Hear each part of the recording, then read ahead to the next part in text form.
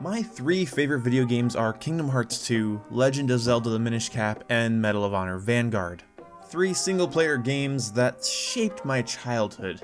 That in mind, I still find multiplayer games to be more important as a medium of entertainment for three reasons: interaction, cooperation, and competition. There's more reasons than that, but that's what I came up with. Now with all that in mind, let me rant about the stupid shit I see regarding single-player games. Now if you're a sensitive viewer, this is where the ranting begins. I know a lot of you get upset about that, so if you have a problem, go ahead and leave. If you'll notice, there's no little one boom grump head style thing in the corner for this video. That's because this isn't the one boom video as much as it is a Ian video. That's my name in case you didn't know. Hello.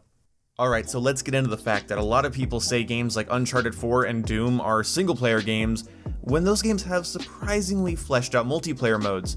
But yet, you're not allowed to lump in Halo, Call of Duty, or Battlefield into the single-player experience list because I don't know why, they all have campaigns.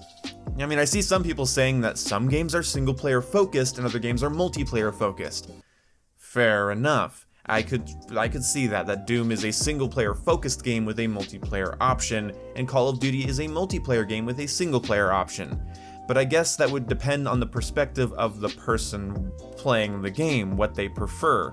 Because no matter how you feel about Halo, Call of Duty, and Battlefield being named single-player games or being brought up that they have single-player, the fact is that 1/3 of each of those games adds a lot to the single-player experiences out on the market, in my opinion, even if you don't enjoy them and even if they have varying levels of quality. Looking at you, Battlefield campaigns.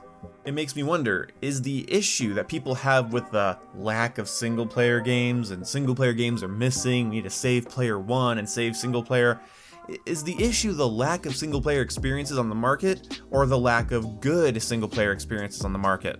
See, that's the thing. That's a really subjective, complicated point that I'm not going to go into in this video. But I have a different question that lingers in my head. Am I allowed to call Call of Duty a single-player game or Doom a multiplayer game because of the ways I enjoy them? I personally like Call of Duty's multiplayer a lot more and Doom single-player a lot more, but if I wanted to invert that, because I enjoyed Call of Duty single-players more than I enjoyed Doom single-player, and I enjoyed Doom's multiplayer more than COD's, am I allowed to play around with that? Or would I not be allowed at the pretentious gamers that take games too seriously club? Because I just got my membership, and I don't want to lose it. And for me personally, it seems like every couple of months a new single-player experience releases that continues my frustrating loop of not seeing the problem. Assassin's Creed Origins, God of War, Final Fantasy 15, Crash Bandicoot, Dark Souls Remastered, Breath of the Wild, Super Mario Odyssey. Red Dead 2 is going to be single-player focused, and I don't know, Kingdom Hearts 3 is coming out, and that's going to be pretty much all single-player. It is going to be all single-player. So it's hard for me to find the problem. Do you not see these games? Are some people not allowed to play these games? Are they not good enough? Is their quality not high enough? Should there be more? Should there be double the amount of single-player games than there are multiplayer? I don't know. Another pet peeve, another frustration, another irritant, is that I've heard the occasional person drop some dumb remark about how multiplayer games are corrupt, and that somehow the shitty business practices in the gaming industry are confined to multiplayer games only. Yeah, single-player games never pull anti-consumer bullshit that ends up screwing over customers. Never, ever. All on the multiplayer side of things. And let's not forget that people love multiplayer games and single-player games simultaneously anyway. Well, that's the big deal. The problem seems simple to resolve, and I'd be surprised if you weren't already dealing with it without realizing that it is an issue, cause it's not. Just follow this rule. Do you want to play a video game? Neat. Load up a single-player game if you want to be left alone, and have all of the agency in the game be dependent on you. Or load up a multiplayer game if you want to deal with ICC. Sorry, that was the thing I mentioned earlier. Interaction, cooperation, and competition. Try to keep up there, kiddo.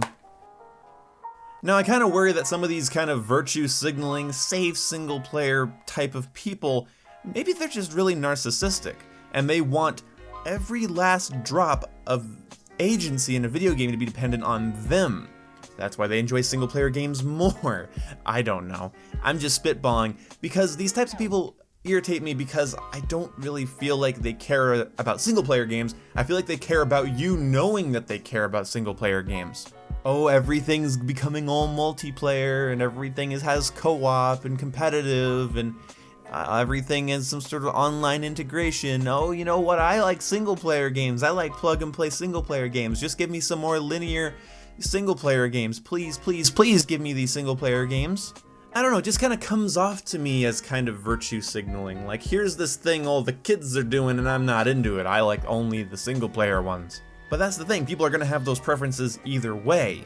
My favorite games, again, are Legend of Zelda the Minish Cap, Kingdom Hearts 2, and Medal of Honor Vanguard. Oh, but you know, Medal of Honor Vanguard, maybe it doesn't count because it did have a split-screen mode where you could fight your friends, so I might be speaking out of term on that one. But what do I know? I just follow a simple rule of if I want to play a single-player game, there's plenty of them, and if I want to play a multiplayer game, there's plenty of them. But if you're wondering, for some reason, why people gravitate towards multiplayer games, it's because they want human interaction. They want to cooperate, they want to compete. Locking yourself away in what is essentially a virtual world that only affects you and the software you're interacting with is fine. Again, some of my favorite games are single-player games. My top 3 are, but I feel like that's more shallow. You can play really hard games like Dark Souls, but I genuinely think that fighting a talented human opponent in a game like Call of Duty or Halo is much more challenging and far more interesting. And a lot of people would agree. There's something kind of self-absorbed about single-player games that I love. I genuinely love. And they've given me some of the best stories in gaming. Some single-player games are absolute masterpieces, whereas I wouldn't consider many multiplayer games to be masterpieces. Multiplayer games are like a vehicle for cooperation, competition, human interaction, and they can make you feel cool, look cool while doing it, but they're kind of a vehicle for those types of principles, whereas single-player games have more agency to deliver story and gameplay mechanics in a way that's, well, more significant to you than the person next to you, seeing how they're not allowed to play. But I don't get this push for single-player games as much. I don't understand it. They're always going to exist. They're always going to be there. You don't always have to log on to a multiplayer shooter when you want to play a video game. It's not a thing. But just don't be surprised that people like multiplayer games more, they sell more, they have more playtime. Don't be confused about that. I know it's a little perplexing if you're not into them, because if you're not into something, then it's like a foreign language to you, and you wonder not only how is everyone else speaking it, you're wondering what's the point.